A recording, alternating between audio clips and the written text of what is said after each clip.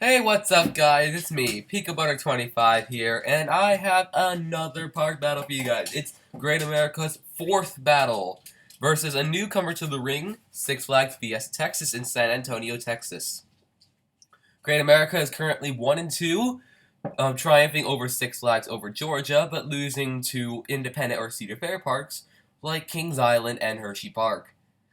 Overall, I think Great America, if it were to verse every park that I've ever been to, will be 4-3 overall. But we'll see if that's just an estimation. Here we are, the Batman and the Ride clones.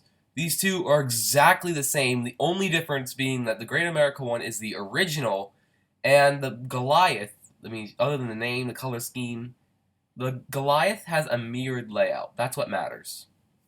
Goliath is pretty smooth for a Batman the Ride clone, and so is the Great America one, considering it got repainted under a year ago. And they're both the same thing, just a mirror image of each other, and 2-2. They're both the same, 2 points each. Hooray. Loopers, we have Aerodynamics Custom Looper Demon, originally constructed in 1976 with 2 corkscrews and 2 airtime hills, modified in 1980 with a theme and 2 vertical loops in place of those airtime hills, which you really don't get any airtime on. We're having ridden corkscrew. And then we just have a rickety old boomerang Coast to Coaster, which is located pretty predominantly towards the front. It was the first boomerang I ever went on, but I felt it was one of the more rickety boomerangs out there compared to like Invertigo, Sidewinder. Sidewinder's an excellent boomerang. But Demon will take the point over Boomerang Coast to Coaster. Family coasters, we have Whizzer, the Schwarzkopf Speed Racer, last of its kind in America. And then we have Roadrunner Express, generally considered one of the better aerodynamics mine trains for interacting with the quarry wall and just generally having a more exciting layout than the rest. I never actually got the chance to ride Roadrunner Express. I thought it was a kiddie coaster up until I did a bit more research, but it's a mine train, and one of the better ones. However, Whizzer's a classic. It can pretty much chop over any aero mine train thrown in its path. Even though Roadrunner Express is one of the best of the bunch, Six Flags Great America will be awarded the singular point. Steel Kids Coasters, we have Spacely Sprocket Rockets, using the same image yet again with Iron Wolf in the background. Yeah. Spacely Sprocket Rockets is a Vekoma junior coaster, and is located in a kids section called Camp Cartoon, themed to retro cartoons like the Jetsons, Scooby-Doo, and the Flintstones. And Kiddie Coaster at Vekoma made another Vekoma, but it's an ultra junior coaster. It barely has a lift hill, barely has a drop, and my washing machine wobbles around the kitchen faster than it does this. I don't know why I said that, but let's just say that even though they're both small, Spacely Sprocket Rockets actually have a layout and stats on its side, unlike Kiddie Coaster. So Great America is the half point. Launch coasters. Granted, V2 is taller, faster. It does not necessarily mean it's a better ride. Poltergeist, if I were to re-ride it during my age of launch coaster era, it would be in my top 20. V2 is in my top 30. And Poltergeist provides a superior duration, inversions, and a layout in general. Spaghetti coasters are a lot of fun. Just winding around a beehive of track is amazing. And considering this is a later model that has cut out the mid-course brake run compared to the Flight of Fear models, it's awesome. Compared to an impulse coaster where you get launched out the gate really fast, go up a spiral where you may or may not experience a little bit of ear banging, considering the restraints are pretty bulky. Go back up, go backwards up a vertical spike, face the ground, and hope to God someone doesn't puke in your hair. And then do the whole thing like 3 more times, and you're done. So V2 isn't exactly much, considering it has all the stats in its favor other than length or inversions. But I'm giving the 2 points to Poltergeist, Six Flags Fiesta Texas. 4.5 to 4. 2 different family coasters. We have just two generic, wildly cloned family coasters. The Dark Knight coaster, Wild Mouse in a Box, made by Mac, and is basically the standard for, the layout is any standard Wild Mouse layout. It's a traditional Mac Wild Mouse layout. You can see it a lot of places. And then you have Pandemonium, which is the cloned Six Flags Gerstlauer spinner model. And I feel like that Pandemonium is generally the better ride, considering that it has a spinning element, it only has a couple switchback turns, but it's a lot of helixes and some pretty awesome spinning. And I remember when I tried dragging my mother on this coaster, she actually came with me, and she was screaming, compared to me and my younger brother just laughing. I had some fun times in this ride. I only went on it once, but I dragged my mother along with me, and the results are always entertaining when you put your mother on a roller coaster when she's not a coaster addict, like me, or the rest of you. So yeah, Pandemonium will win. Sheer memories, better layout, better stats, maybe. He'll just take it. And finally, we have the RMCs, Iron Rattler versus Goliath. And if you ask me, I will immediately say Iron Rattler. It is probably one of the most picturesque coasters you'll get.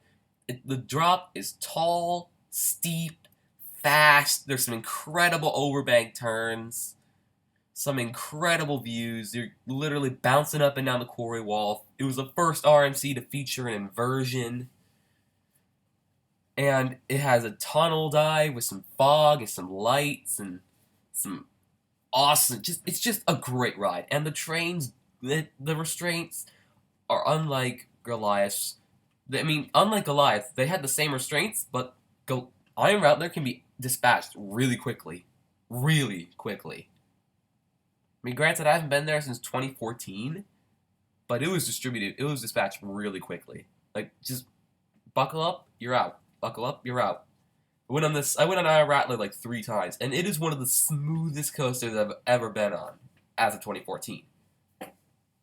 Compared to Goliath, which generally I don't think has a very impressive layout. You go down a steep drop, go really fast, into an overbank turn, small ejector airtime hill, dive loop, then come back around out the opposite way, go under the lift hill stall, go into another bank turn, which kind of flattens out, it levels out towards the top. Go through another small ejector airtime hill where you get your photo taken, and then pop up into the brakes. Its layout is very unimpressive compared to Iron Rattlers. And Goliath, it generally disappoints me for an RMC. Iron Rattler, superior ride, no doubt to me. Six Flags Great America Extra Coasters. Superman Ultimate Flight, Little Dipper, American Eagle, Viper, Raging Bull, and X-Flight. 6 extra coasters worth an overall total of 9.5 points. Yeah, I'll count my math again. Yeah, 9.5 points. And we have a real mix of coasters here left over. A wooden kids coaster, to a racing coaster, to a Coney Island cyclone coaster, flying coaster, wing coaster, and a B&M Hyper Twister coaster, which is currently in my top 10 favorite rides, despite it getting knocked daily because of its layout. I love Raging Bull because it's basically all we got. Closest hyper coaster from here is, I don't know, Mr. Freeze Reverse Blast, Magnum XL 200. The next good hyper coaster from our place is Diamondback, and that's like a 6-hour drive to Cincinnati suburbs, to Mason. And then we have 2 extra coasters at Six Flags Fiesta Texas, the B&M Floorless Coaster, Superman Krypton Coaster, and Batman The Ride, the S&S 4D Free Spin Coaster, which is the first of its kind, the first S&S 4D Free Spin. And there's another one being installed, the Joker, at Six Flags Great Adventure on my bucket list. Drop towers. We have Giant Drop, a 227-foot Intamin drop tower, and Scream, a tripod S&S 205-foot drop tower. And Giant Drop has a superior stat. It's got 20 feet tall, and it's got a better manufacture, because Intamin's known for being more forceful of a coaster, or more forceful of a drop tower. And I agree. So Giant Drop gets the 1.5. Six Flags Great America Flat Rides. They have King Chaos, a top spin, Revolution, an indoor-facing frisbee, and Justice League Battle for Metropolis, not yet open. This will result for 3 points total. Because I am including the 2016 rides, you will see the family count go up by 2 for Fiesta Texas and have another flat ride, which will be their Fireball, which is not yet open. I mean, something tells me they built it by now, and I'm pretty sure Fiesta Texas is up and running for the season. But it is in San Antonio. It's always warm down there. I think it opens February. Their Twister, Top Spin, Sky Screamer. It's a Sky Screamer. And Scooby-Doo Dark Ride, if I haven't already said that. I did not compare the Justice League rides to the Scooby-Doo ride, because I didn't go on the Scooby-Doo ride, because dark rides aren't really my thing. And Justice League is not yet open, and the one time I went to a Justice League ride in St. Louis, it was down because Sally Ride done goofed in the prototype.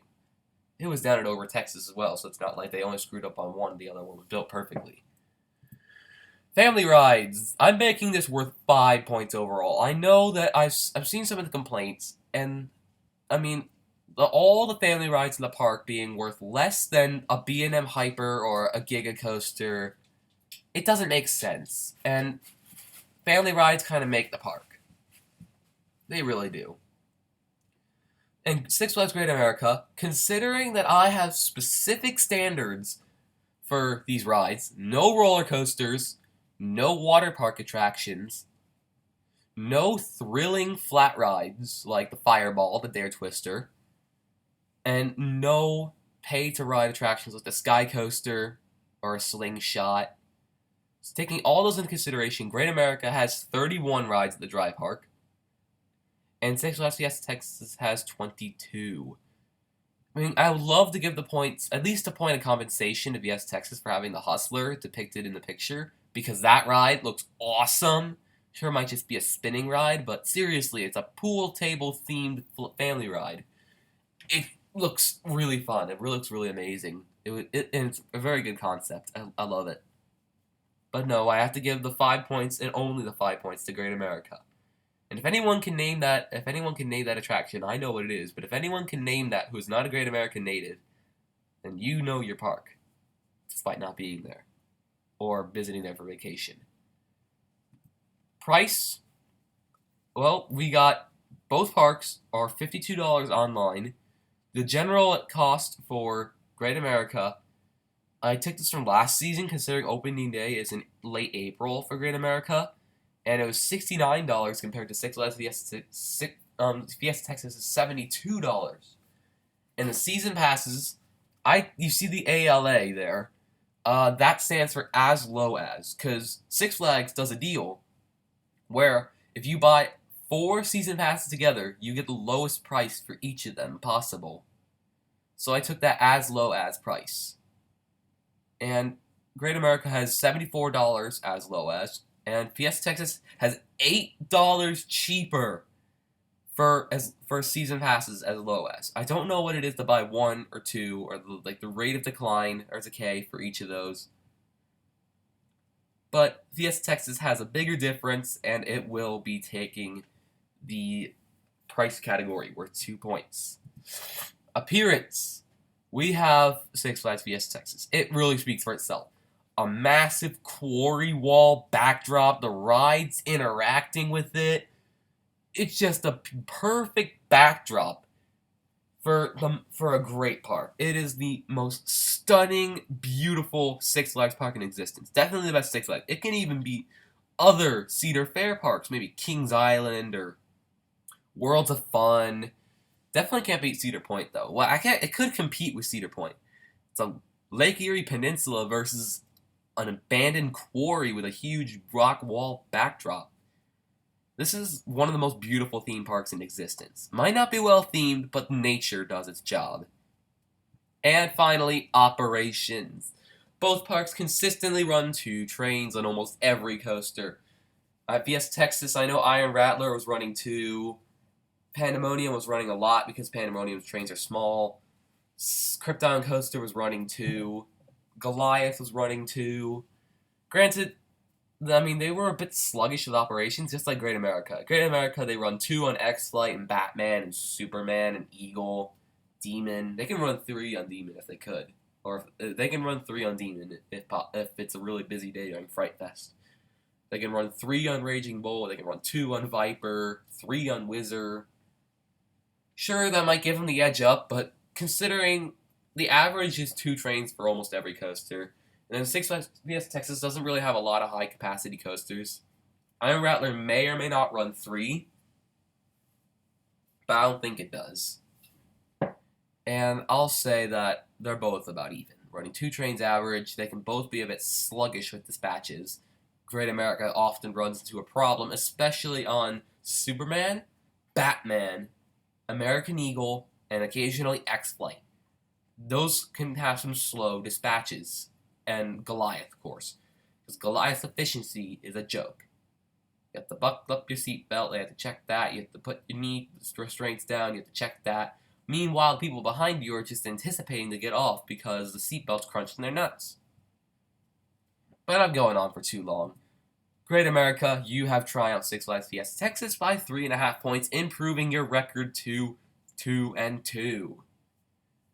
So congratulations, congratulations, you've won, and I'd like just to close up this video saying, well, happy March, can't wait for it to be spring up here in Illinois. I mean, the snow's all melting, it's beautiful weather right now, hope it stays, and, well, it's almost spring, glad winter's almost ending, and I hope winter all ends for you guys soon. Considering I think almost all my viewers are from the northern hemisphere, if not all. So, hope you guys get good weather, and as always, peace.